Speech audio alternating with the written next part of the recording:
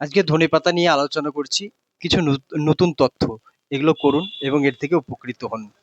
শুকনো ধনিয়া, আপনি ধনে বীজ নেবেন, ১ গ্লাস জলে ১ চামচ আপনি নিয়ে ১ গ্লাস জলে ফুটাবেন। সেই জলটা যখন অর্ধেক হয়ে যাবে, উষ্ণ গরম থাকতে সেটা যদি আপনি কুলকুচি করেন, মুখের যে ঘা আছে সেই ঘাটা আপনার থাকবে না। দিনে ২-৩ বার করেন। ১ চামচ শুকনো ধনে বীজ, ১ চামচ শুকনো আমলকি পাউডার, এগুলো পাউডার করে নেবেন। পাউডার আপনি কি করবেন, সকালবেলা ১ চামচ ১ কাপ উষ্ণ গরম জলের সাথে যদি এটা ৫ থেকে ৭ দিন করতে পারেন, তাহলে আপনার পেচ্ছাবের ইনফেকশন যে আছে সেই ইনফেকশনটা আপনার থাকবে না।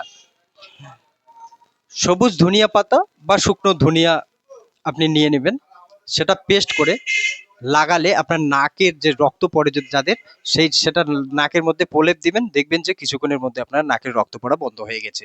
রোদের থেকে আপনি আসলেন, কারো মাথা ঘুরে বা অস্বস্তি একটা ভাব, ১ চামচ ধনিয়া বীজ এটা পেস্ট করেন, ১ গ্লাস জলের মধ্যে দেন। সেই জলটা একটু নেড়ে চেড়ে, তার সাথে আপনি যদি সুগার না থাকে মিশ্রি অ্যাড করতে পারেন। আর সেই জলটা মিশ্রি বা গুড় অ্যাড করে সেই জলটা আপনি খাবেন। দেখবেন যে গরম থেকে এসে আপনার যদি মাথা ঘুরে বা শরীরে অস্বস্তি ভাব হয়, সেই অস্বস্তি ভাবটা আবার কমে যাবে। ধনিয়া পাতা আর ৪টা গোলমরিচ, সামান্য বিট লবণ, ১ চামচ জিরা, এটা যদি আপনি পেস্ট করে রাত্রেবেলা খেতে পারেন, দেখবেন যে আপনার কোষ্ঠকাঠিন্য রোগ থাকবে না। শরীরে কোথাও ফুলে গেলে ধনিয়া পাতা বেটে বা ধনিয়া বীজ বেটে যদি লাগান, প্রলেপ দেন, তাহলে আপনার ফোলাভাব কমে যাবে।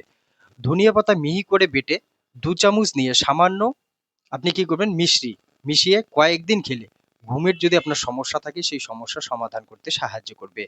যাদের বারবার পিপাসা লাগে, ধনে বীজ কচলে নেবেন, ভিজিয়ে কচলে নেবেন, সামান্য মধু সেখানে অ্যাড করবেন। এটা ৩ দিন আপনি যদি খান, তাহলে ঘন ঘন প্রস্রাব, ঘন ঘন পিপাসা যে লাগে, সেই পিপাসাটা আপনার লাগবে না। আর আরেকটা কাজ করবেন, যাদের থাইরয়েড আছে, সেটা হাইপা যে কোনো থাইরয়েড থাক না কেন, আপনাকে ধনিয়া বীজ ১ চামচ রাত্রে ১ গ্লাস জলের মধ্যে ভিজিয়ে রাখবেন। সকালবেলা সেই জলটা ফুটান। ফুটাতে ফুটাতে যখন জলটা অর্ধেক হয়ে যাবে, সেকনি দিয়ে একটু উষ্ণ গরম থাকতে আপনি একটা লেবু সেখানে চিপে দেন। ছোট লেবু হলে একটা, আর বড় লেবু হলে অর্ধেক। আপনি চিপে সেই জলটা পান করেন। ১ মাস পান করেন। ১ মাস পরে আপনি থাইরয়েডটা মেপে নেন। দেখবেন যে আপনার থাইরয়েড ১ মাসের মধ্যেই কন্ট্রোল হয়ে যাবে। তো ধনিয়া বীজ সম্বন্ধে আমি ছোট ছোট জিনিসগুলো বললাম। যার যেটা প্রয়োজন আছে সেই জিনিসগুলো আপনারা করবেন।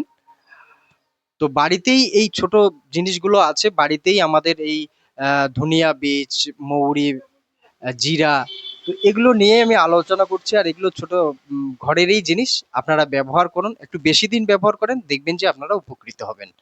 তো আজকে এখানেই রাখছি, আবার দেখা হবে নেক্সট ভিডিওয়ে। আমার যদি ভিডিও ভালো লাগে, লাইক কমেন্ট শেয়ার সাবস্ক্রাইব করে পাশে থাকবেন পরবর্তী ভিডিওগুলো পাওয়ার জন্য।